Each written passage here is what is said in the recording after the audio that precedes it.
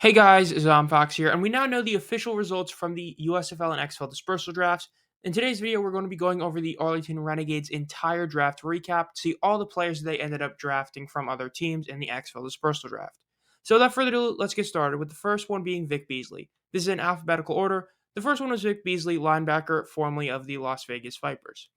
Beasley overall was a huge name to be signed to the XFL, but in terms of his overall production, it was pretty disappointing. He only had half a sack and 3 TFLs this past year, but there is still potential for him to have a rebound year and be a really solid upgrade to this Renegades front seven.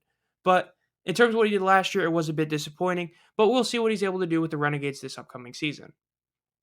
Now, the next pick is where things get real exciting because the Arlington Renegades selected Houston Roughnecks All XFL wide receiver Deontay Burnett. Burnett was incredible this past year, being tied second in receiving TDs at 6, while having over 350 yards and over 25 receptions. This man was insane. He only had a few receptions, yet was able to do a lot with them. The fact is he's going to be an immediate upgrade, as the Renegades still don't have Sal Cannella back, and the fact is their overall receiving core was pretty weak this past year. So this is an automatic upgrade to their receiving core. It's going to provide a huge boost to their punch on offense. Then the next pick is going to be another huge boost to their offense in Devin Darrington. Devin Darrington was one of the two main running backs of the Orlando Guardians this past season. He finished 8th in rushing yards with 294 total yards rushing. He did also have 85 yards receiving while only having 9 receptions. So he is a threat out of the backfield if they decide to utilize him more than the Guardians did. He also did have 4 touchdowns and a really solid 4.4 yards per carry. Darrington was a very underrated back this past year because he was on pretty much a tandem with the Guardians where neither of them were insane. He got real under the radar, and this is actually a huge add, especially when you consider the fact he only played 7 games and put up the stats he did. Definitely a really solid add for the Renegades. And then the next team is starting off some of the guys that haven't played in the XFL yet. And we're going to start off with Adrian Ely, offensive tackle. He had signed a letter of intent with the Sea Dragons, and the Renegades decided to scoop him up. This is one of those moves where we'll see a few more, where it's the Renegades deciding to pretty much go for these guys that haven't actually played in the league yet. But overall, if you know me, I love offensive line picks. The bottom line is I've always said that offensive line is pretty much where your team either lives or dies. If you have a good offensive line, it can hide a lot of flaws. So I really do like this pick for the Renegades. And then we have another actual running back in Morgan Ellison. Very solid pick. Running back from the Seattle Sea Dragons. He only played in 5 games this past year, yet finished 11th in rushing yards. If he had played 5 more games and finished the whole year, he would have been in the top 5 in rushing yards and pretty much been top 5 in pretty much every stat except TDs, I guess. But his 4.9 yards per carry was really, really good. He only had 2 fumbles, but granted, playing 5 games, 2 fumbles is a bit scary. But the fact is he was proving he was a really good running back. Only 5 games to have 250 yards is a really solid amount to have. His 500 yards in 10 games is very solid for spring football. So overall, when you look at Ellison, very solid pick. 10 separate carries of 10 plus yards on only 52 attempts. So he has a really good way of getting those open field breaking type of runs. Very solid pick for the Renegades. It's going to be a huge boost to their backfield. Him and Darrington should provide a huge boost to that running game. Then we have another receiver that might become a tight end, Seth Green. Currently on roster that the UFL put out, the Renegades don't actually have anyone designated as a tight end. And Green technically has been a tight end before, so I'm assuming they're going to convert him back to tight end. But the bottom line is this is another one of those picks, and you'll see a lot of Roughnecks guys that signed letter of intents went to the Renegades. So the Renegades decided to get Seth Green. He should be able to provide a boost at tight end if Cannella isn't able to come back or decides to go somewhere else, but we'll see. Now we get to the other massive pick for the Renegades. They pretty much had 3 massive ones, and this was arguably the biggest. Ajeen Harris was incredible this past year as he had 5 interceptions, which was first in the XFL. He was an all XFL player. He did also have a forced fumble and a fumble recovery. He had 31 total tackles. He was a huge, huge piece for that Roughnecks defense. And getting him to help your back end is going to be huge for the Renegades. You're talking about a guy that can get turnovers. If you have a ball hawk like that, that's going to be huge. As we all know, winning a turnover battle is one of the most important things a team can do, and getting a guy like Harris is going to be an immediate upgrade for that ability. So, really great selection by the Renegades. Now we get to another Roughnecks offensive line, or another offensive lineman, but another Roughneck as well, Marcus Minor. Again, another guy that hasn't played in the XFL yet, but is an offensive guard. Getting guys up front is a huge help to a team. Very solid pick just because of that. Then we have Christian Morgan, defensive back. The Roughnecks pretty much had a lot of these letter of intent signings in like one batch, and the Renegades just decided to take all the players from there, which makes sense. I think a lot of people look at Wade Phillips as a guy that knows how to get the talent he needs. So I'm not really surprised that they decided to go after some of these guys. Christian Morgan, if he's able to be a legit starter and a good player, he could provide a huge help in the back end along with Harris, but we'll see. And now we have an offensive lineman who actually did play, and this is Chris Owens, offensive guard of the Sea Dragons. Chris Owens was part of a offensive line that was one of, if not the best, well, besides the defenders, pretty much, like the best.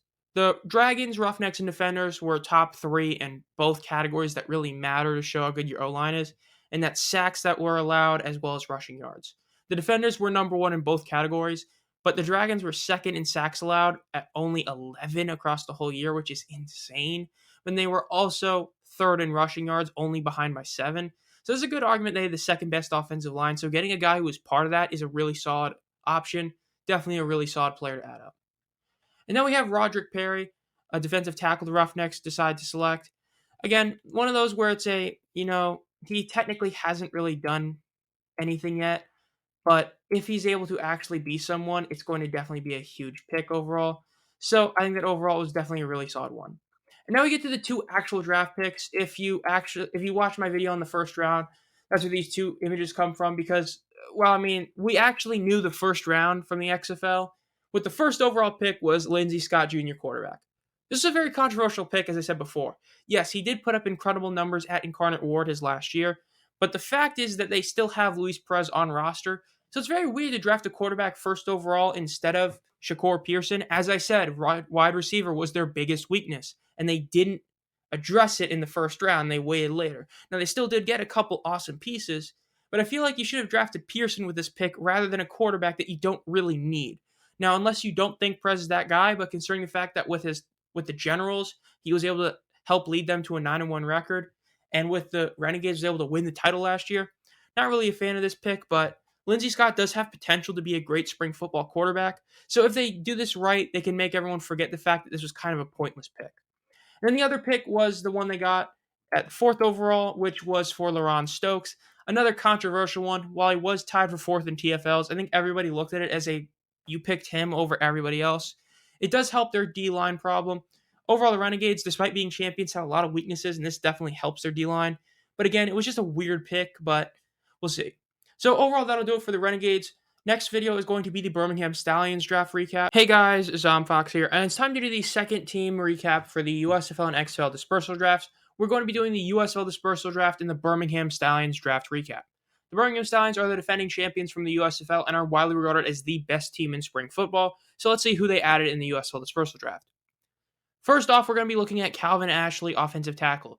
An insanely massive add, as Calvin Ashley is an all-USFL player. He was an all-USFL player as part of the Generals' insanely good offensive line that produced the number 1 team in having only 14 sacks allowed, the lowest in the league, and had the most rushing yards at 134.2. Ashley was a huge part of the Generals' offensive line and now helps the Stallions have an even better line than they already had. The next pick is Marcus Baugh, tight end, coming from the Breakers. He signed to the Breakers as a free agent, but the last 2 years he was on the Panthers. This past season he had 2 receiving TDs, and he had 199 receiving yards. He wasn't insane, but is overall a really solid depth piece to have at tight end behind Jay Sternberger, so it's definitely a really solid player to add. The next guy is Chris Blewett, kicker from the Pittsburgh Maulers. I personally am very shocked at this pick. I know a lot of people seem to be really happy about it, but the fact is, to me, I feel like this is one where the Stallions got the wrong guy. Personally, I would say Blewett was the 3rd best kicker available. I think both Matt Conklin and Luis Aguilar were both better. Now, if they weren't available for some reason, they said they were done, that's one thing. But the fact is, those 2 guys were both better than Blewett. So the fact that Blewett was the guy that the Stallions picked when they needed a kicker, is that was their number 1 position to need after Brandon Aubrey left for the Dallas Cowboys. Getting Chris Blewett is kind of weird. He was 6th in field goal percentage and tied for 6th in extra point percentage. So it's not like he was the most accurate kicker in the league. And those other 2 guys in Conklin and Aguilar were both simply put better than Blewett. So it's a risky pick, but it's not like Blewett is bad by any means. It's just there's a couple guys that are better than him. Next, we have Cam Carter, another guy that played for the New Jersey Generals. He wasn't an all-USFL guy, but he was a starter on that offensive line. So adding another one of those top-tier O-linemen from the Generals is a very solid addition for the Stallions. Now we get to Daniel Isom. Isom was a pretty big signing for the Stars in free agency, as he's had some NFL experience, and now the Stallions get him to add to their back end on defense. Pretty solid pick. the Stallions added a lot of those type of players as well, the guys that, haven't played in spring football but have some NFL experience. So he fits right into what they've been trying to get. And then next we have one of the biggest signings they got in Hercules Matafa. This is big. This is really big. Hercules was insane this past year. Tied for third in sacks, tied for eighth in TFLs, and tied for first in forced fumbles. 3 forced fumbles and 6 sacks is overall pretty incredible. The fact is he was a huge, huge piece of the Generals' defense the past couple of years. So getting him to the Stallions is going to help him out on the defensive line especially. So this is going to be a huge help getting some pressures on the quarterbacks. Dude is a monster. But the real monster was Chris Orr. Yes, they got the all-USFL linebacker Chris Orr himself. One of the elite linebackers in all of spring football is heading to the Stallions. The Stallions already have Scooby Wright. They already signed Keava Tizino, and now they add Chris Orr to the linebacking core. Orr was tied for third in tackles, fourth in solo tackles, and tied for sixth in TFLs. He also had 2 passes defended, 2.5 sacks, and overall was just really solid this past year. During the beginning of the year, it looked like he would be a DPOY candidate, and in the end, he just kind of fell off because of how good Frank Gidna ended up being. But Orr was still incredible, and this is a huge add for the Birmingham Stallions. Then we have Henri St. Amour of the New Orleans Breakers heading to the Stallions. Another huge piece to add to the defensive line. Another guy that had 6 sacks, tied for third in the league, and was tied for sixth in TFLs. 7 TFLs, 6 sacks, really solid. He was a huge piece of the Breakers defense that was pretty underrated, especially in their pass rush ability. So getting a guy like him to your team is a pretty big add. This guy's going to be a monster with Hercules and is going to provide a really big 1-2 punch. But we all know one of the biggest ones, and that's Channing Stribling. Now, this past year, it wasn't nearly as impressive as the year before, as in 2022, he led the entire league in interceptions, having an interception in every game he played.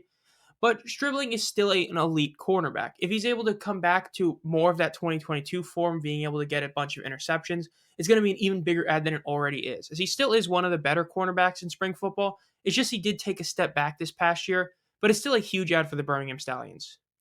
Then they added another defensive back, and Eli Walker, safety from the Maulers. A guy who had 1 interception, did have 2 fumble recoveries for touchdowns. Another solid player to add to the back end. The Stallions are pretty much fully set on offense. As I've talked about before, this past season, the Stallions basically ran their backups throughout the entire year on offense. Magoo was a backup. Maribel was a backup. Their whole wide receiving core had to step up after Marlon Williams went down. So they really don't need that much help in offense. But this is definitely going to be a huge help for the defense along with the other guys, as well as James Wiggins. James Wiggins played on the Breakers this past year. He was tied for 7th in the USFL interceptions with 2. Very solid player. Not, the biggest name guy, but another guy to add to the defense is definitely going to be helpful. The Stallions pretty much focused in on defense in this dispersal draft, which, as I said, makes sense. They have a bunch of offensive guys who are going to be healthy this upcoming season to go with the guys they already had last year. So it's not like they needed a lot of help on offense, but defense is the only part that was somewhat weak, and they've pretty much gotten rid of all those issues, with the only question being the debatable choice at kicker. So that'll pretty much do it for the Birmingham Stallions draft recap. Next one is going to be the DC Defenders. Hey guys, Zomfox here, and it's time to do the DC Defenders and their XFL Dispersal draft recap. This is the 3rd draft recap of the day, so if you haven't seen them, I've already posted the Renegades and Stallions. Now, with the Defenders come in as, I believe, the best team the XFL has. Yes, the Renegades won the championship, but I think that overall the Defenders were a better team, and I think that if they played the Renegades more times, they would have won more of them. So I have the Defenders the number 1 team, so let's see how they did in the Dispersal draft. Well, the first guy to talk about is a huge heavy hitter, and that's Deontay Anderson. Anderson was an all-XFL player. He was 8th in tackles. A defensive back having a lot of tackles is pretty incredible. The fact is he had 31 solo tackles, so it showed he didn't need someone else to help him, and it proves that he's great at stopping guys from getting a lot of yards after catch. His 3 TFLs is nice too. The fact is that while he might not have been the most dominant of a ball hawk defensive back, the fact is he's going to shore up a lot of yards after catch problems that could happen to the Defenders. He was on the Vipers as well, which was a awful team. So it's not like he was, really helped by the team around him. So overall, this is a really solid pick by the Defenders. A great addition to their defense. Then we have the first of many Roughnecks guys who signed on this offseason to the Roughnecks, and Elijah Blades. A defensive back to help shore up the back end. If he works out, it's going to be another add to the defense and the back end. As you'll see, the Defenders pretty much targeted 2 areas, and you already can tell which one of those areas are. So overall, a nice pick if he pans out. Could be great for him. Then we have the start of the other area the defenders targeted, and that's the trenches with Jean Delance. Overall, when you look at Delance, the fact is that he's an offensive tackle. You can't go wrong with offensive linemen. It is the most important position, I think, in overall football in terms of a group, because a good offensive line can hide a lot of issues with your running backs or your quarterbacks. And we'll get to the big issue at quarterbacks. Overall, really solid pick. Then we have Jordan Evans, linebacker from the Sea Dragons. Overall, this guy really didn't get a lot of chance to shine. He only played in 4 games, and in those 4 games, he really didn't have that much a contribution. 13 total tackles, though 10 solo is a really solid number. 10-3 ratio is incredible, and then 2 TFLs. Overall, if he can have a full healthy season, he could be a nice depth piece or overall starter for the defenders as a legit inside linebacker. So we'll see. Now we get to the big one.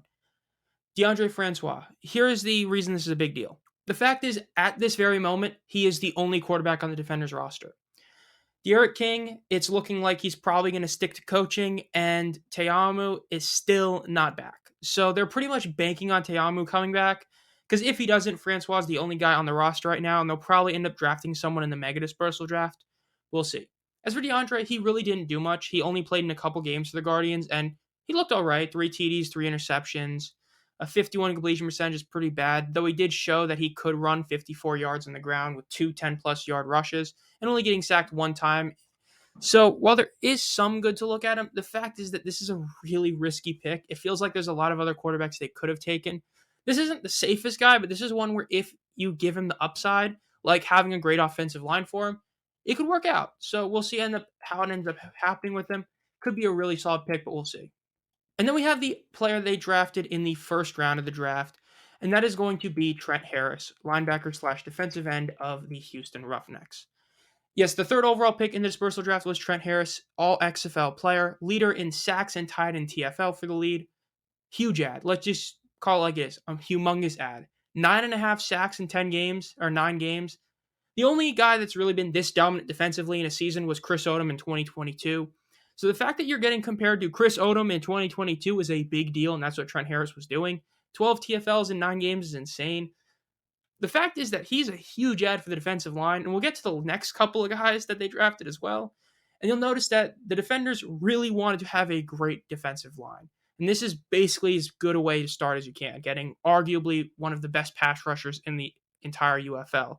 Safe to say he's without a doubt a top 5 pass rusher, and you can make a really good case he's top 3. Huge ad for him.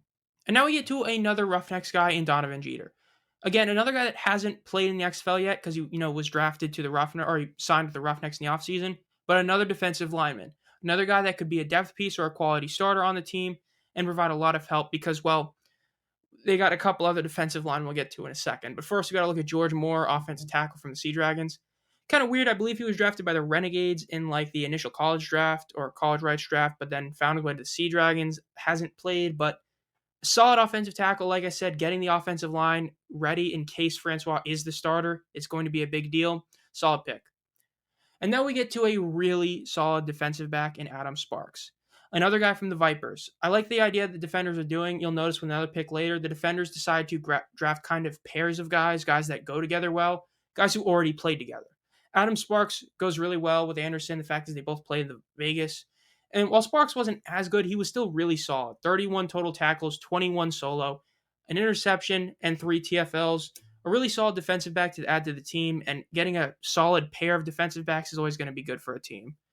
And now we get to the last couple of big moves they got, with the first one being Takirius Tisdale. Guy only played 2 games last year, but in those 2 games, he made a mark. 2 sacks and 2 TFLs. If in a full season you're putting 10 sacks and 10 TFLs, you're going to be a really good all UFL type of player. So I really like this draft pick because, like I said, we've already talked about them drafting multiple defensive linemen, but it's because of the next guy. Because he's going to go with Harris and Tim Ward, defensive end, formerly the Roughnecks. Yes, they got Trent Harris's running mate in Tim Ward from the Roughnecks. Tim Ward had 5 sacks in only 6 games, tied for 6th in TFLs with 8, and tied for 7th in sacks. So you got 2 guys that if they're able to play a full season and do what they did in the few games they played last year, you're going to have an, in theory, defensive line with a trio that, in theory, should have almost 30 sacks between them. Now, granted, that's all in theory, but the fact is that This guy had 17 solo tackles, 8 TFLs, and 5 sacks in only 6 games. Him, Tisdale, and Harris by themselves are insane. Because the fact is that them, along with the Stallions and especially the Roughnecks, which we'll get into in the next dispersal draft video today, they really focused in on that defensive line. And the defenders are getting one of the best D-lines to the point where it's obvious that if they finish anywhere outside the top 4 in total sacks, it's a failure. Overall, really solid pick. Overall, the defenders draft, I think that a lot of people are looking at, teams like the Battlehawks, the Showboats, and teams like that and saying that the, high impact, skill position guys are huge. I think the defenders quietly had one of the best drafts of all 8 teams because they focus in on the most important areas. One of their few weaknesses, in a sense, in their DB position, while also focusing in on the trenches, which is where you win games. I really like the defenders draft. Be on the lookout for the Roughnecks.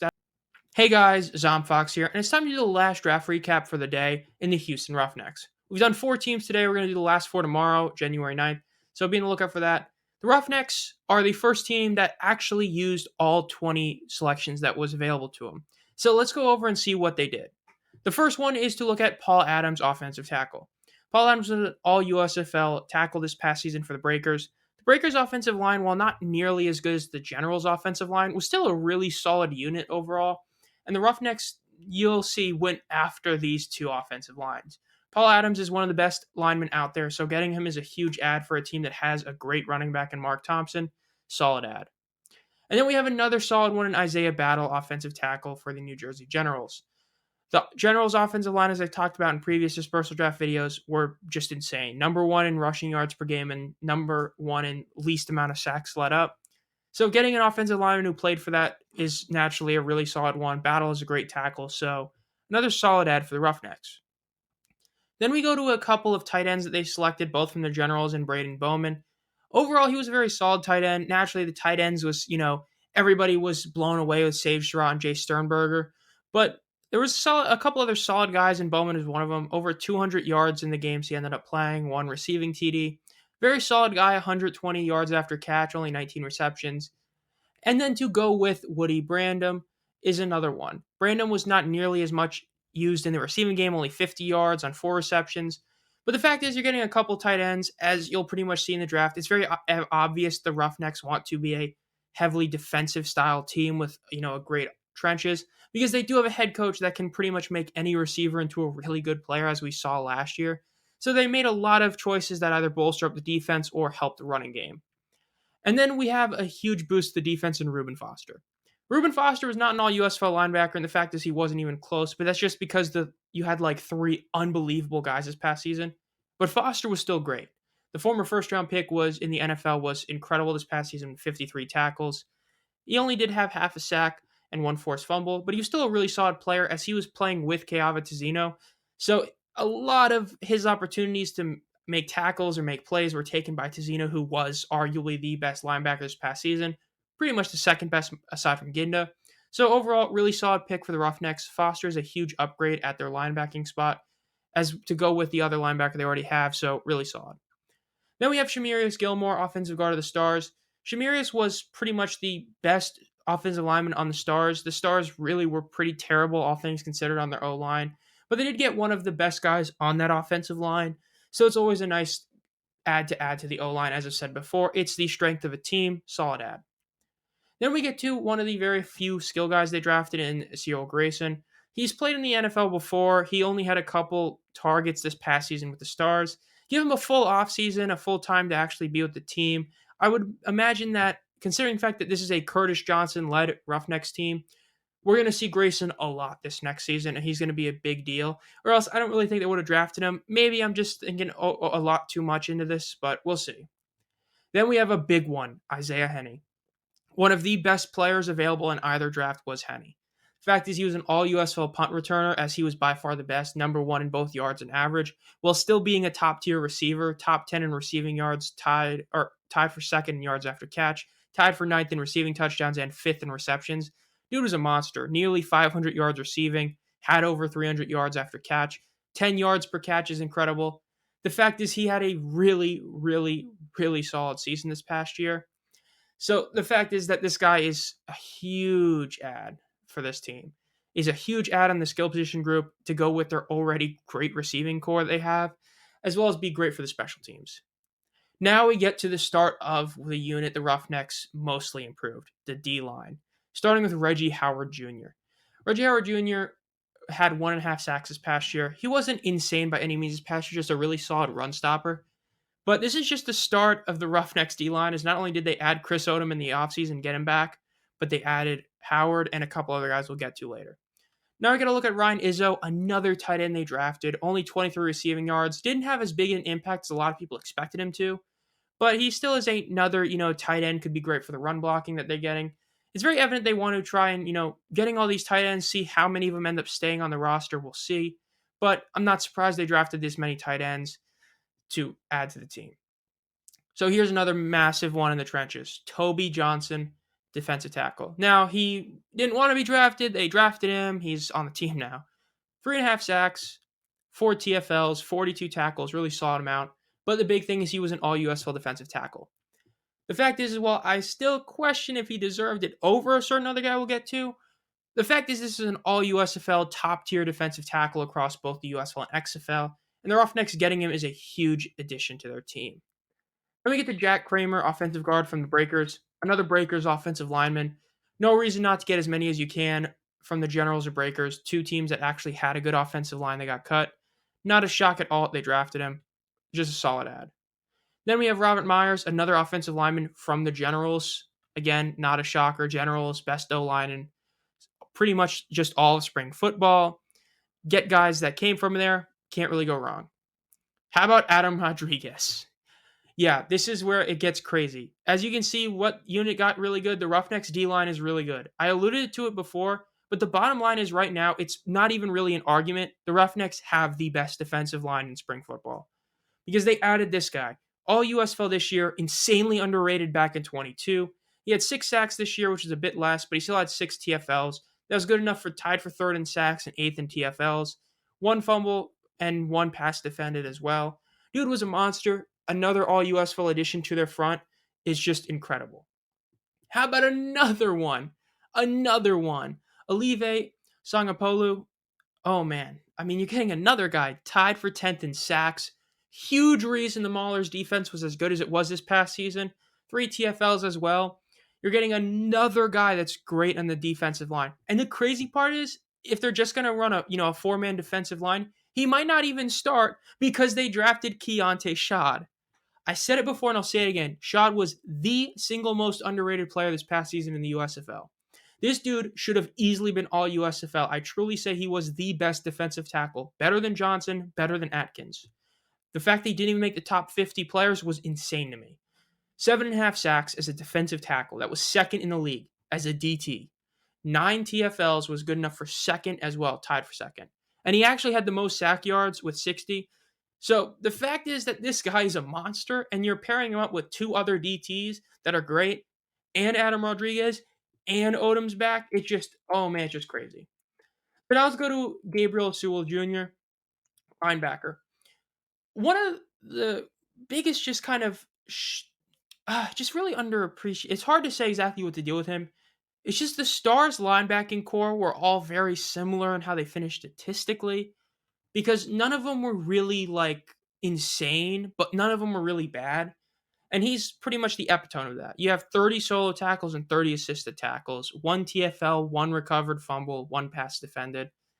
Just a solid linebacker to add to a team. A guy that, it's not like it's, a needle mover type of move, but this is a move that just helps your baseline. So I think this is a solid one. Then Marcus Tatum, another Breakers offensive lineman. Really nothing to say here, just another offensive lineman the Breakers got. But how about another DT in Ethan Westbrooks? Ethan Westbrooks is the reigning Sportsman of the Year award winner for the USFL. He signed with the Generals in the offseason. Let me just say this as a Panthers fan, this guy probably will not be a legit starter on this team, barring he has some insane, training camp and all that. He is going to be a depth piece for this D-line, but that's not necessarily a bad thing. 2 TFLs and 2 sacks are still solid. And the fact that you're adding this type of guy to your defense, which you already added those other great defensive tackles, is insane. The fact is he's going to be a great depth piece for him. Really solid ad. And then the last guy to look at is Bryson Young of the New Jersey Generals. When you think of the Generals, you think of Chris Orr for the linebackers, but Bryson Young was also there, 1.5 sacks, a forced fumble, 29 tackles, 3 TFLs. Dude was a really solid guy. It's just on the Generals defense, he went very underappreciated. This is definitely one of those savvy type of moves. Him and Sewell both should help the defense. And the bottom line is the Roughnecks front seven is going to be really scary, but especially their D line. Because that's pretty much what the end is for the Roughnecks. The Roughnecks very clearly wanted to focus in on just everything, really. They drafted 20 players, and I think that they understood the best what the idea of this draft was. Get a feel for who you're going to get, and just kind of look at who you have heading up to the Super Dispersal draft. Or they pretty much viewed it as they'd rather get the guys they've seen play rather than get guys from like the XFL teams they haven't necessarily played against in a bit. Whatever the reason is, I think the fact is the Roughnecks had one of the best drafts. I think the defenders, while they were sneaky good, the Roughnecks were just clearly on paper a great draft. Insane defensive line, and getting Isaiah Henney and putting Isaiah Henney on a Curtis Johnson team is going to be crazy. Even though initially I had my doubts about Johnson, the fact is, as I've said, he makes receivers really good. So putting Henney with him, oh, that's going to be crazy. Overall, I think the Roughnecks had a great draft. Hey guys, Zom Fox here, and it's time to start the second day of the USFL and XFL Dispersal Draft team recaps. The first one we're going to be looking at today is the Memphis Showboats, a team who many people think had the single best draft of all 8 teams. So let's see who they picked. The first pick is Jonathan Adams, wide receiver of the Breakers. The trend you'll notice is that the Showboats decided to draft a lot of Breakers. It makes sense considering the Breakers head coach, John DeFilippo, is now the head coach of the Showboats. As for Adams this past season, he was a very solid receiver, 7th in receiving yards and tied for 6th in receptions.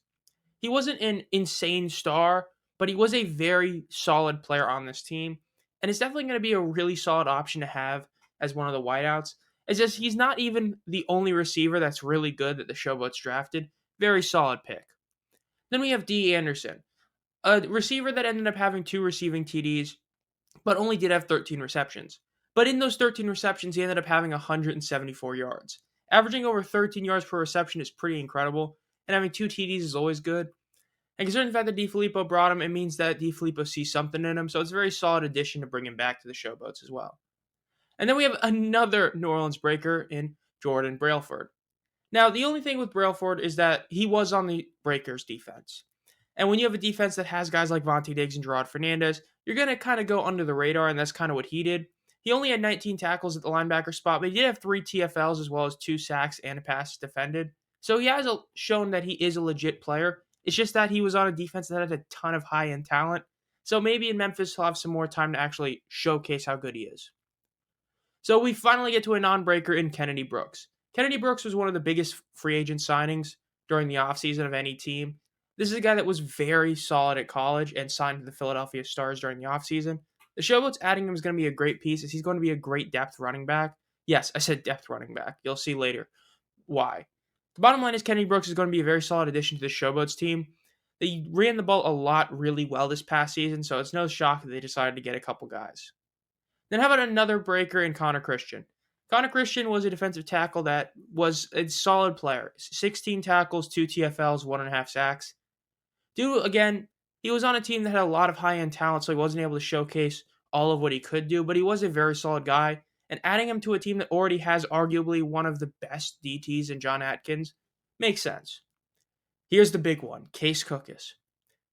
Yeah, this is the guy that pretty much has been unanimously viewed as the single best player available in either the USFL or XFL draft. I know some would say Ja'Cour Pearson, but I think most people look at Cookus as the number one guy that was available. And it's no shocker that the Showboats took him. Everybody's pretty much known that the Showboats decided to take him with the first overall pick they had. The fact is with Cookus is that this dude is a monster. This past season was a down year for him. He had an awful offensive line. And with that, he still put up the 2nd most passing yards, the 5th best completion percentage, 2nd most passing TDs. Though he was tied for 2nd in interceptions and fumbles, but he had the 6th best passer rating while having an absolutely atrocious offensive line. Even running the ball, he finished 11th in rushing yards, had 5.5 yards per carry. I mean, this dude was insane this past year, and this is coming off a major leg injury as well. He's going to have a full offseason where he's fully healthy this year, and he's going to be on a team with a much better offensive line. The fact is that Cookus very well could be the best quarterback in the UFL next year, or this year. because this dude's already proven that he is elite, and now he's going to have a much better team than he's had either 2 years he's been with Philly. So a very solid addition to the Showboats, one of the best draft picks any team had. And then we have DJ Daniel, an all underappreciated all USFL cornerback from the Generals. He was all USFL. Part of it was because he was tied for second in interceptions and tied for eighth in passes defended. Dude was pretty underrated. The Generals defense as a whole pretty much got forgotten about last year just because of how bad the team was for most of the season. But DJ Daniel was still one of the best players at his position in the USFL, and it's why he was an all USFL player. Getting a really great cornerback for the Showboats is a really great addition.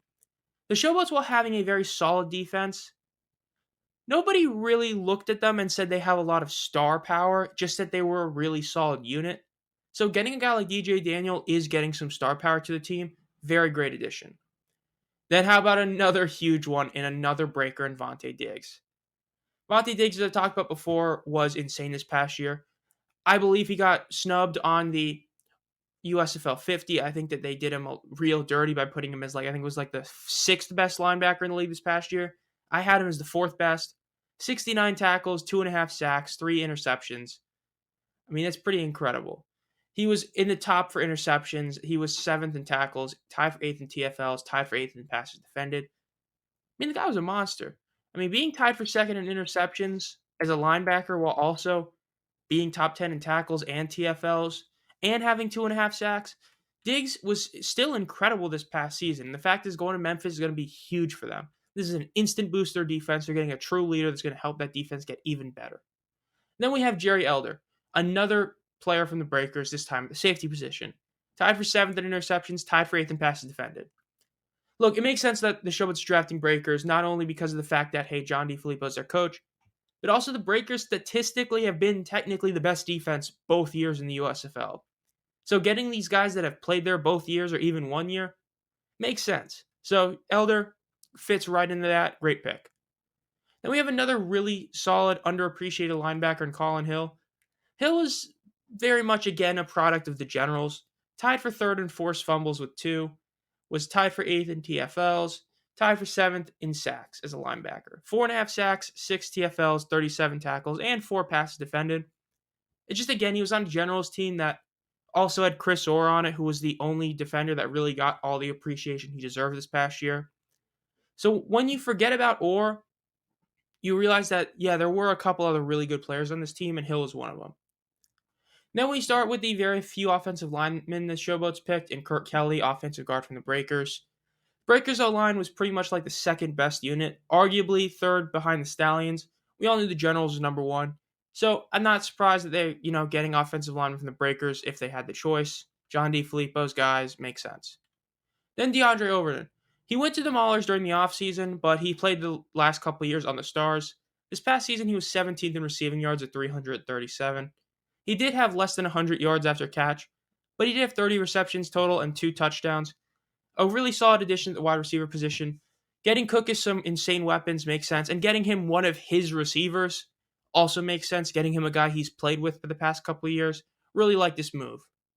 Then we have Vinny Papale. Yep, he is coming back to Memphis.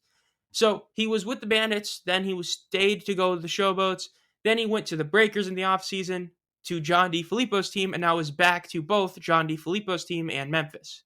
Gotta love it. 14th in receiving yards, tied for 9th in receiving TDs. Was the number 1 receiver here. Makes sense that he's back. This team's going to have a really solid wide receiver core. Though I personally think it's going to be just solid. It still is a really solid receiving core. It's not going to have any of those insane number 1 receivers in my opinion. But it's going to be filled with a lot of guys that could be wide receiver 2 on a lot of teams. Derek Dillon, Vinny Papale, Jonathan Adams, DeAndre Overton. None of these guys scream insane number 1, but they all scream really good wide receiver 2. So getting 4 of those guys on a team, it's going to be scary. Then we have Terry Poole, offensive tackle of the Maulers. Terry Poole played on both the Generals and Maulers the past couple of years. Another offensive lineman. He did play in the Generals in the first year and the Maulers last year. The Maulers' offensive line was okay, but it makes sense. The Showboats want to get an O-line that can protect Cookus, so getting pretty much anyone they can and just getting guys to compete for the job makes sense. Then we have Tashawn Render, another underappreciated guy in the Generals defense. 3.5 sacks, 4 TFLs. It's just Another guy that's going to be a really solid presence up front, getting to the quarterback. Makes sense to get a guy like this, a guy that's very under the radar and on a team that has a lot more high end talent, like the Breakers are building. I mean, the Showboats are building. Man, I call them the Breakers. I mean, they've pretty much drafted almost all their players from there. So I like this pick. Then we have Shahid Salman, another Breaker. Yeah, another one. 21 tackles, 5 TFLs, a forced fumble, a pass defended. Just a solid linebacker, not going to be your all USFL or all UFL type of player, but it's going to be a really solid guy to have at the linebacker position. Again, he's been with John DeFilippo. Makes sense that he's joining him in Memphis. Then we have Wes Saxton Jr., another generalist tight end that's been drafted. That makes it 3. Another guy that probably is going to be used a lot more in the run blocking schemes than he is pass catching, as he's only had 6 receptions, though it was for 70 yards, which is really solid. But I'd imagine he's going to be used more in the run blocking scheme and to help them run. And then we got Sage Surratt, because this is the receiving tight end. Yeah, I said they didn't have a number 1 receiver. Well, it's technically still true because he's not a receiver, but at tight end you have Sage Surratt, who was 3rd in receiving yards, tied for 2nd in receptions, and 1st in yards after catch. He's going to be the number 1 target for Case Cookus. Even though he's a tight end, much like Travis Kelce with the Chiefs, Surratt is going to be the number 1 receiver on this team while being tight end. I said back in 2022 this guy was going to be great.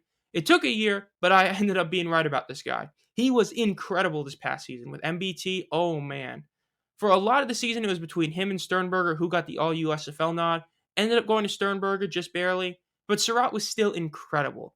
1st in yards after catch as a tight end, 1st in receptions. This guy was a great safety blanket, but he was also great at just going downfield because he used to be a receiver. So he knows how to go downfield and get those great yards after catch, while also being great as what a tight end's supposed to be, which is a safety blanket. This guy's going to be great for the Showboats. Huge ad. So is this one. Darius Victor. When people say the Showboats had the best draft, they point to Cookus, Surratt, and Victor, and Diggs. I agree with that. Because Darius Victor is become, for some reason, underrated all of a sudden. Everybody's just forgetting how good this guy is, which is insane. I mean, really, I'm seeing people making a huge deal about, like, Reggie Corbin being left off the Panthers roster, or how Wes Hills is like, oh man, he was like the best running back available in the draft. And I'm like, I don't know about that. I've always been a Victor fan. I think Vito is the 2nd best running back that USFL had to offer. I think he was better than Wes Hills. 3rd in rushing yards, 3rd in yards per rush, tied for 4th in rushing TDs, tied for 4th in fumbles, which is bad, tied for 3rd in scrimmage yards. 189 yards receiving, was 31st in the league. He had 3 receiving TDs, tied for 9th in the league. So he had 7 total touchdowns. I mean, he's never had a season where he's had nearly the amount of attempts of guys ahead of him. Wes Hills was the league leader in rushing yards, but I don't want to beat a dead horse, but as I've said before, it's a very, very skewed stat because really Victor was much better at running, considering the fact that Victor had like 80 less carries, yet was only within 200 yards of Wes. So this is a huge ad for the Showboats. Then last we have Sidney Wells, offensive tackle from the Breakers. He signed on to the Breakers during the offseason to go there next year, and now he's to the Showboats. Again, another guy that John DeFilippo wants to bring to Memphis. So overall, do I agree that the Showboats had this insane draft? Yeah, I do. Do I think it is the best draft? I'd have to think on that. I think there's a very good argument they had the single best draft available. The fact is that they took full advantage of the teams they had available to them. I'm not going to go into full detail, but the fact is the USFL Dispersal draft was much better than the XFL Dispersal draft just because a lot of the good teams from the USFL didn't make it, whereas you really only had the Roughnecks that were and Sea Dragons for the XFL side, whereas the USFL side, you had teams like the Generals and Stars, which were high-end talent teams, just not depth teams, whereas like the Vipers and Guardians didn't even have high-end talent for that much. So the USFL Dispersal Draft had a lot more talent in it, and the Showboats took full advantage of that. You're telling me that a team got the best quarterback available, I think the best running back available, I think arguably the best linebacker available, and they were able to draft the best tight end available. That's crazy. The Showboats had an excellent draft. Hey guys, Zomfox here, and it's time to do the last USFL Dispersal Draft team recap video. We still have two XFL videos coming out later today to finish up the XFL side of things, but it's time to finish the USFL side by looking at the Michigan Panthers. The Panthers coming into this league is arguably the worst team from the USFL side. Even though they made the playoffs, they did so with a losing record, and they have a lot of holes in their team. So let's see what they did. We're going to start off with Adonis Alexander, safety from the New Orleans Breakers. He was tied for 8th in passes defended, but the bottom line is he's going to be a depth safety on this team. The fact is the Panthers drafted a couple other safeties that have a lot more higher upside, but it's always nice to get depth at the back end. Adonis Alexander is going to be a solid piece to have. He was part of a really, really good Breakers defense. So overall, I'm pretty much a fan of this pick. Definitely solid. Then we get to one of the few that actually make me skeptical as a Panthers fan. We drafted a Philadelphia Stars offensive lineman that is not one of the few guys that was considered really good. The Stars' offensive line was terrible. Maybe we're just hoping he's going to be solid depth. The fact is that the Stars had a really bad offensive line, but so did the Panthers. So even Stars' O-lineman might honestly be an upgrade over what we had. But Jacob Burton is definitely a piece. Again, it's an offensive lineman. As I've said before, O-line is the safest draft pick you can get. Because as long as they pan out, you're going to boost every other position on offense just by getting a good O-lineman. So I'm okay with it. Then we have Davis Cheek, quarterback from the Breakers. A pick I'm kind of skeptical at as well. There's a lot of quarterbacks that the Panthers could have drafted.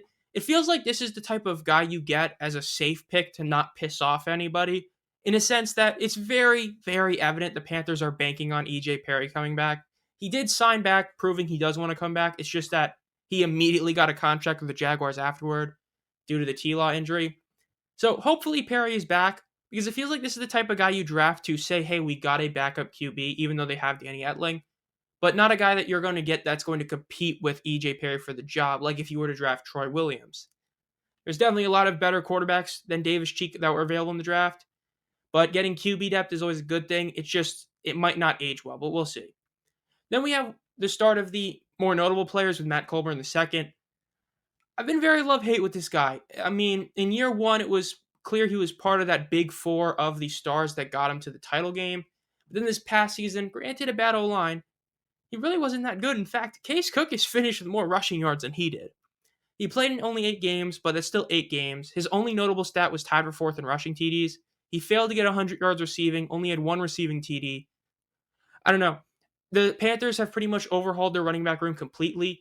Both Corbin was unprotected and Scott left, so the Panthers had to get a new running back room. I'm not a huge fan of Colburn over Corbin, even though I have my issues with Corbin. I think Corbin is a better running back than Colburn. Hopefully I get proven wrong, but this is a decent pick, but I feel like it's just, I would have rather had Corbin probably, but maybe it is because of how bad the O-line was with Philadelphia, but we'll see. Then we have the first massive move. Corey Coleman, the all-USFL receiver from this past season, led the USFL in receiving yards, receptions, 7th in yards after catch, tied for 5th in receiving touchdowns, 8th in all-purpose yards, and 5th in scrimmage yards. He was a monster, 200 yards after catch, 669 receiving yards, over 50 receptions, 4 TDs, as well as doing a little bit of punt and kick returning. Fact is, this is a top 3 receiver in the UFL. It's pretty much Pearson, him, then probably Hakeem Butler would probably be the top 3. The bottom line is Coleman is one of the top 3 best receivers in the UFL. He was a massive, massive name to be available for a team. Panthers got a really good one drafting him. The Panthers, this is their best receiver. Lance Lenore was great in year 1. Joe Walker stepped up in year 2, but Coleman is going to be much better than either of those guys. So this is definitely a huge add for the Panthers. Then we have Gerard Fernandez, another really solid one. Linebacker for the Breakers, 8th in tackles. While it is the only notable stat, the only massively notable one, the fact is Fernandez is an excellent linebacker. 39 solo tackles is a really solid number. He has an interception, half a sack, and 3 TFLs. He's going to be good.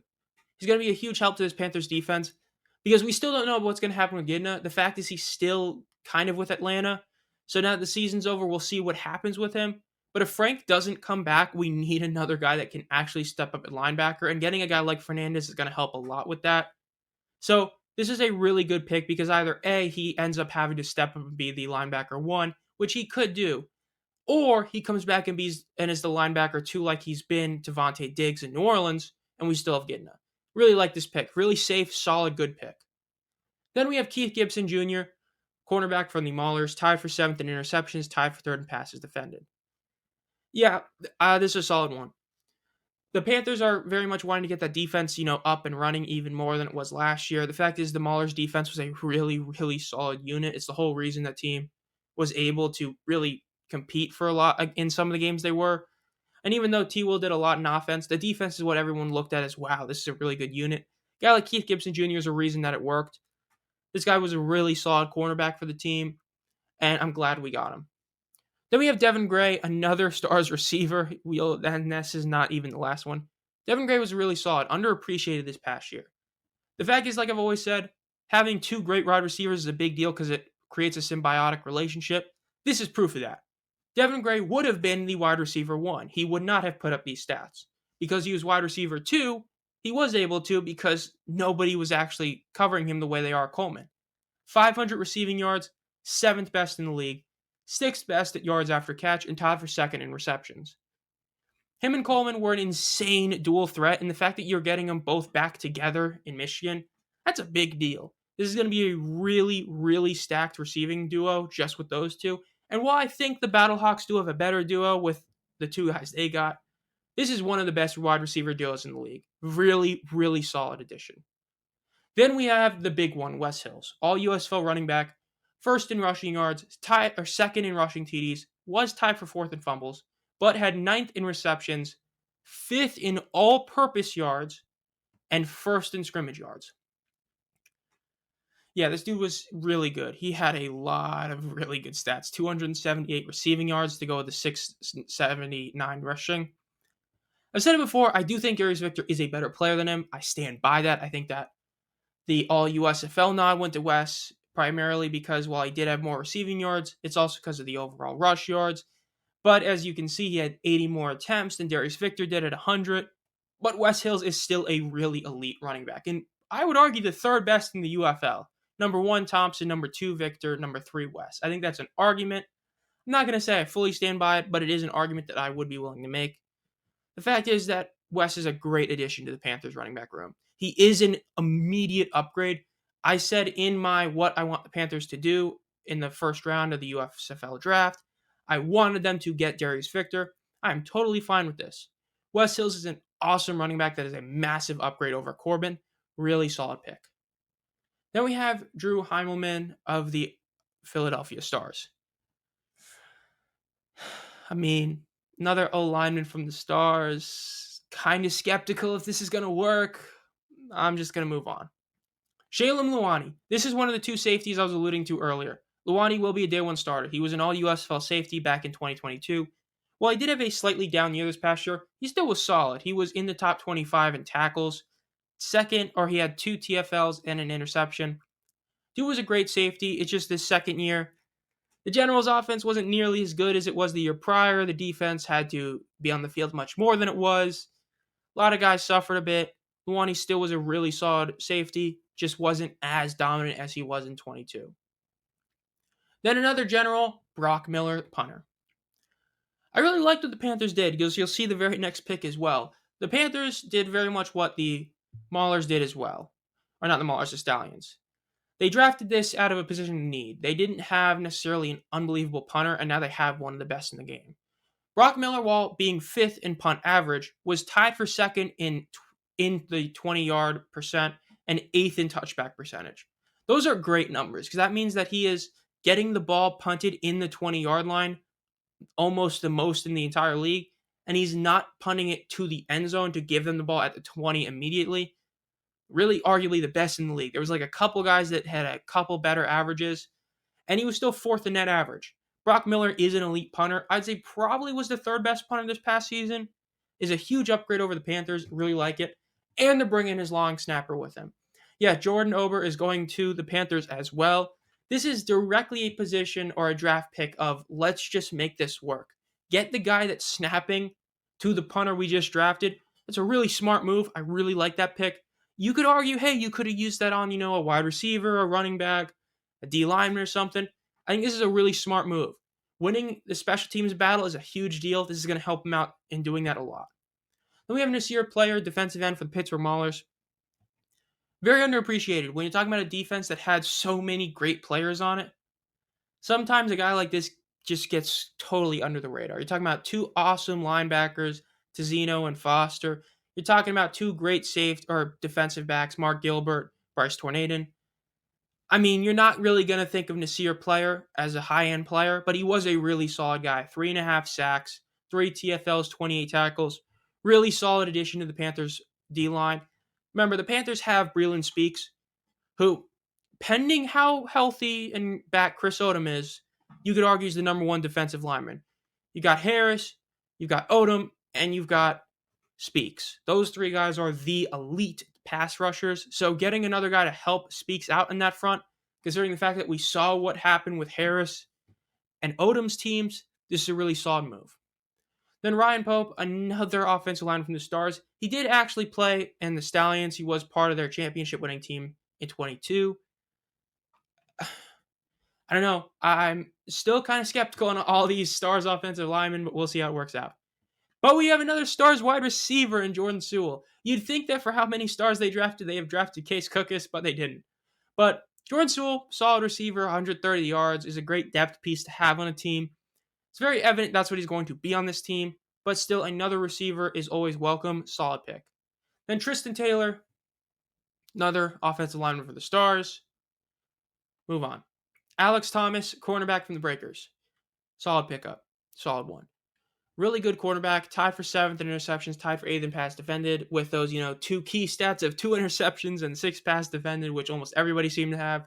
But still really solid cornerback, a great player on a great defense. Breakers defense, both in 22 and 23, statistically was the best unit in football or the USFL.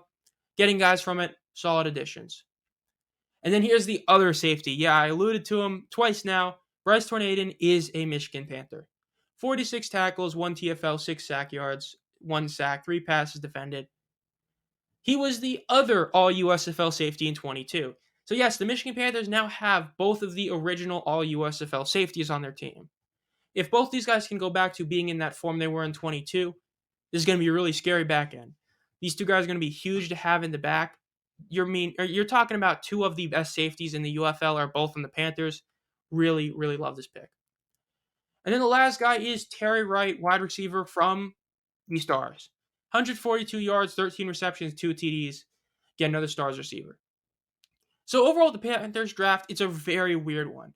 They basically did the opposite of what most teams did, whereas most teams looked at the breakers and said, let's draft as many breakers as we can and then go on from there.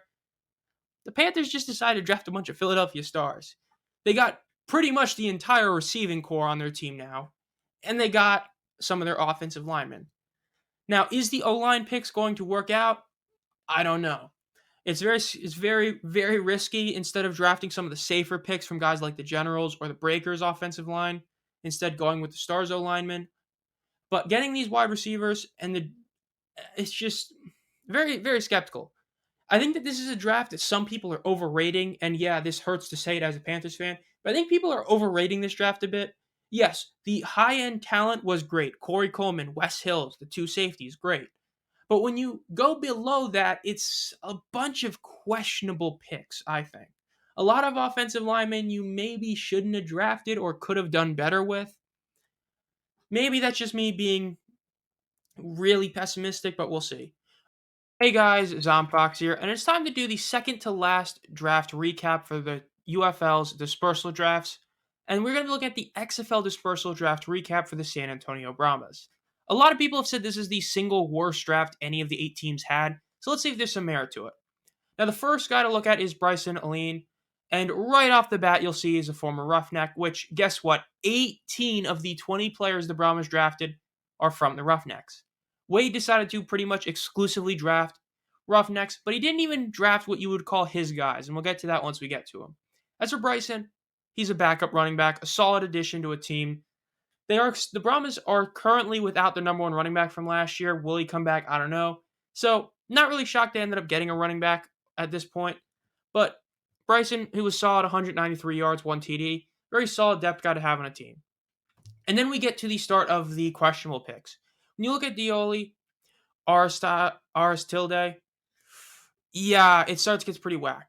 You'll notice that a lot of these guys are players that Wade either got in a rookie draft or letters of intent signings this offseason. This is the start of him. Yes, he is a wide receiver. He can be a good weapon, but we've never seen him play in spring football. Some guys transition well, some don't. And considering how many of these type of guys Wade got, it's no shock that people don't like this draft. Now, one that isn't one of those is Devontae Beckett. Really solid linebacker this past season. He was tied for seventh in interceptions and actually was second in total tackles with 63. And he had 2 interceptions, half a sack, 3 TFLs. Really solid linebacker. He wasn't the star of this defense, as this defense had a couple other really, really good players. But he was a very underappreciated piece of a really solid unit. Definitely going to be a great guy to have as your leading tackler for this Brahmas team. Really solid addition. Then we have Amari Cobb, another linebacker. We've never seen him play in spring football. Another guy that has been bouncing around NFL teams and signed a letter of intent this past offseason and is now drafted by the Brahmas. Then Rashad Coward, the exact same thing. Bounced around in the NFL, offensive lineman. Always great to add O-lineman, but another guy we haven't actually seen play. Then Jalen Dalton, defensive tackle. Another guy we haven't watched in the XFL, bounced around the NFL, this time from the Dragons, believe it or not, and now is with the Brahmas. Then we have Austin Edwards, the same exact story, defensive tackle. So at this point, you can pretty much see why this draft has been unanimously viewed as the worst. Yes, it could age really well, but the fact is that the Brahmas pretty much didn't understand the point of this draft, which was to get the good players available to you that you know are good, rather than guys you think are good. Essentially, this is very, very evidently Wade Phillips wanting to get the guys that he wanted for the Roughnecks to the Brahmas without actually bringing much of the Roughnecks over, as he's only brought a few of them compared to how many guys that signed letters of intent. Now, we do get to the one really great pick, Cody Latimer. This was the only non-Roughneck that played in the XFL last season that he drafted in the dispersal draft. He was a good one, Cody Latimer. 50 receptions, was the third most in the league. He had the fourth most receiving yards at 593, tied for seventh in receiving TDs at 4, and was an all XFL tight end. And unlike a lot of other positions where they were much easier to get all XFL nods than all USFL nods, as there's like 2 centers, multiple other DBs and all that, tight end there was only 1, and Cody got that spot. He was clearly the best tight end in a league that did have Sal Cannella. So getting him to the Brahmas is a humongous add and is going to be a great asset to their quarterback. Going to be a solid one. Then Alex Millett. Yeah, Alex Millett actually was really great last year. That's my bad. I kind of mixed up with someone we'll get to later. But yeah, he was an all XFL player this past season, a really, really great center. You know, he was one of the 2 all XFL centers. That's what I meant when I was saying how it was a lot easier to be an all XFL player than all USFL player for something like that. So getting back your all XFL center is a really great add. This was a solid pick. And then Jordan Mosley, another guy that actually did play for the Roughnecks last year. 39 tackles, 2 TFLs. Solid DB. Again, one of those type of guys that, much like a lot of the breakers I've talked about in the USFL side of things, on a really good defense like the Roughnecks, a lot of these solid players go very underappreciated when you have star power on them. So solid add. Then we get Marvin Pierre, linebacker who has never played for the Roughnecks. Another one of these picks, pretty shocking how many of these guys there are. Wyatt Ray, defensive end for the Roughnecks, bounced around the NFL, now is here in San Antonio. We'll see how he does. Jalen Samuels, you might remember this guy from being on the Steelers for about like 3 or 4 years back in the late 2010s, early 2020s. Bounced around a bit and now is here in San Antonio. Then we have Justin Smith, wide receiver. Really solid piece last year in the XFL.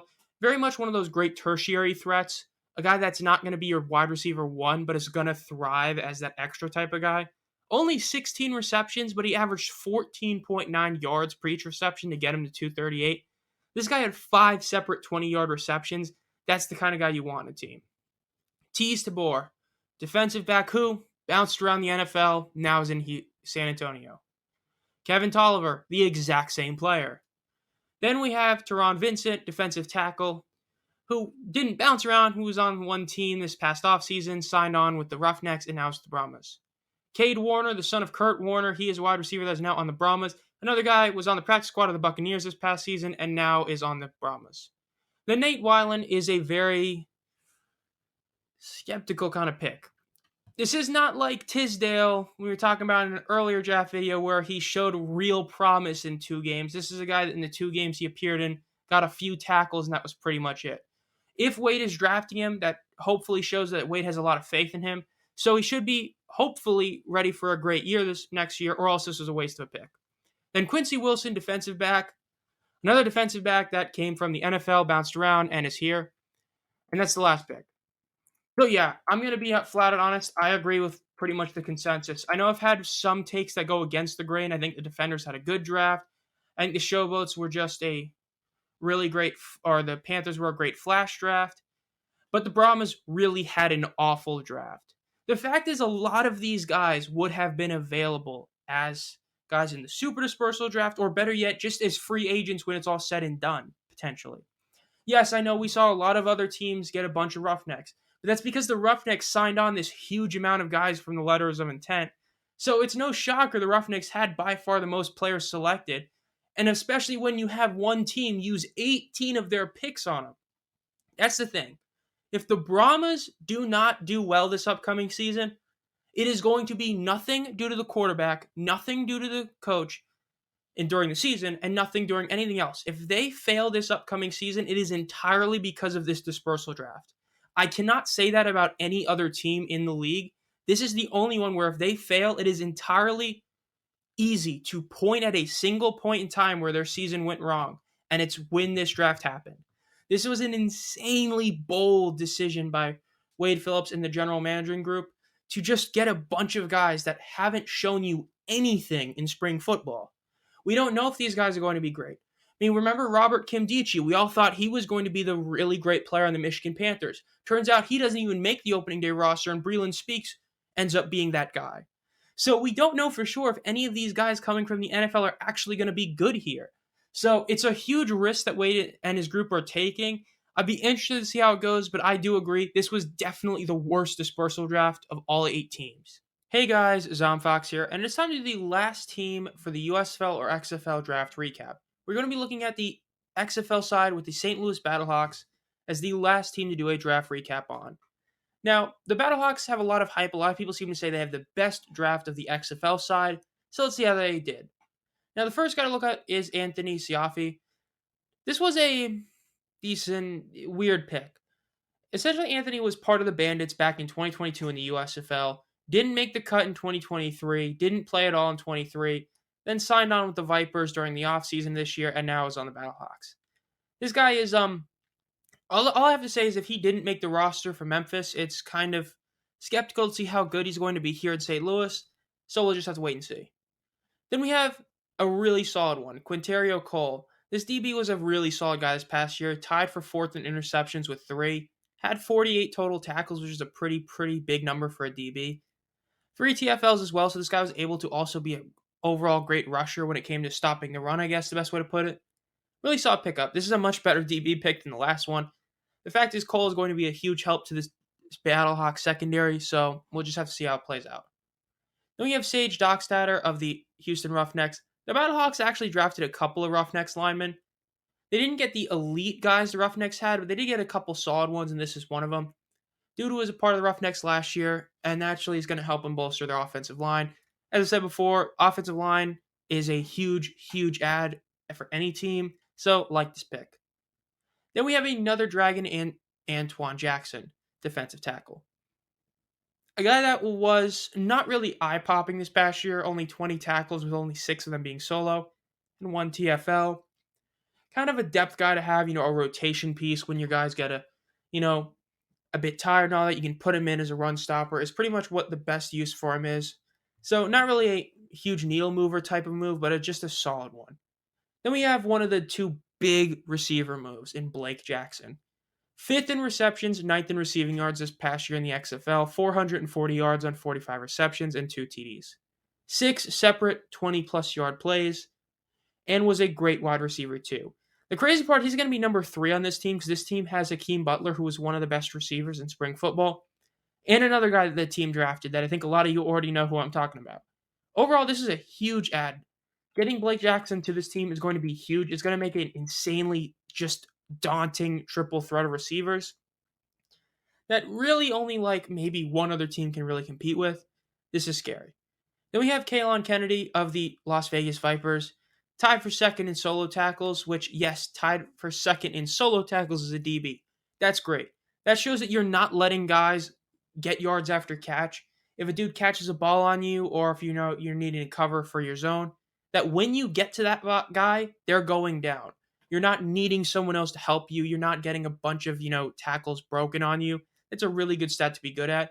Really solid pickup for the back end on the Battlehawks. Then we have Chris Payton-Jones, defensive back from the Sea Dragons as well. Yeah, the Battlehawks drafted a lot of DBs trying to shore up that back end. This guy, solid play this past year, not nearly as, daunting as Kennedy is as a player to go against, but still a really solid player. And then here's the big one. Yes, we knew about this, as I said, as I've done before. This is the exact image I used in the XFL's first round recap because we knew about the first round and he was the second overall pick to the Battlehawks. Said in the Renegades one, I think Renegades really dropped the ball at their first overall pick. I think that they really regret it or are going to when they realize that now the Battlehawks have Jackson, Butler, and Pearson. Yes, Shakur Pearson, who was the XFL leader in receptions and yards and was an all-XFL player, is officially going to St. Louis. Yikes, this is actually scary. This trio is going to be insane. He was the only guy with 60 receptions. He had 670 yards. Pretty much it's between him or Corey Coleman as your best receiver in spring football, and that's pretty much the argument. And then third is Hakeem Butler, who is on the Battlehawks. Yeah, this is going to be scary. And then we have Jack Snyder, offensive guard of the Roughnecks. Another offensive lineman from the Roughnecks. Another overall solid pick. Help out the boys up front. Great one. Then we have another guy in Jeston Turntine. He didn't play in the XFL. He is one of those, letter of intent type of guys who signed in the offseason. Going to be interesting to see how good he is with this Battlehawks team. So we'll just have to wait for that one. And then we have Donovan West, a center that played in the Vipers this past season. Another guy to add to the trenches for the Battlehawks. Solid pick. Then the last guy they picked was Mikael Wright, defensive back from the Sea Dragons. Another DB pick. And again, it's just, seeing how many of these guys are going to make the roster. These are definitely a lot of these DBs are being picked to compete to see who's going to stay on it. So that'll do it for the Battlehawks draft recap. Now, I think they had a really solid draft. I think that overall, they got insanely lucky with the Renegades pretty much botching the first overall pick, in my opinion, to essentially give the Dragons just a free pass to having the best receiving core in the league. It looks like more and more likely that DiNucci will not be back this season. While it could change, it's looking like he is gone. But does it really matter what quarterback you have when you have three of the best receivers in spring football? You literally have two of the three best, pretty much unarguably almost, in Butler and Coleman. So this team's going to be fine. And you're getting offensive line help. I think that overall, this draft is a little bit overrated and overhyped. Because I think that once you get past the two great receiver picks, it's a lot of just type of picks, Like, when I look at their DB selections, I look at that and I say, is their DB selections as daunting as what the Defenders or the Roughnecks did in their drafts for the XFL and USFL respectively up front?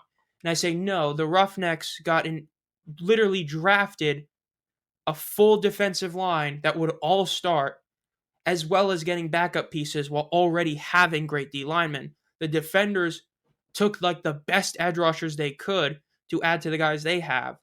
Whereas I look at the Dragons and I'm like, they got a couple DBs, but are they even as good as the Michigan Panthers getting Luani and Tornadon? I don't know. I think that the St. Louis Battlehawks definitely had, at worst, the second best draft in the XFL side. I think that both the Renegades and Brahmas royally messed this up. But where do I think they are? I think they're probably more middle of the pack-ish in terms of how great an overall draft is. I think they're probably around 4th or 5th. Still a solid draft, but I think that people saying it's the second best draft are getting caught up on the two great selections of Jackson and Pearson. That's just my thoughts. Let me know what you guys think down below in the comments. This has been ZomFox. Make sure to subscribe and hit the bell. I'll be posting a supercut version of this probably tomorrow, January 10th, which will be a culmination of all 8 of these videos. It might be Thursday. You'll see. Watch out in the next few days. I will be posting my top 8, ranking all 8 coaches for the UFL. As always, have a great night.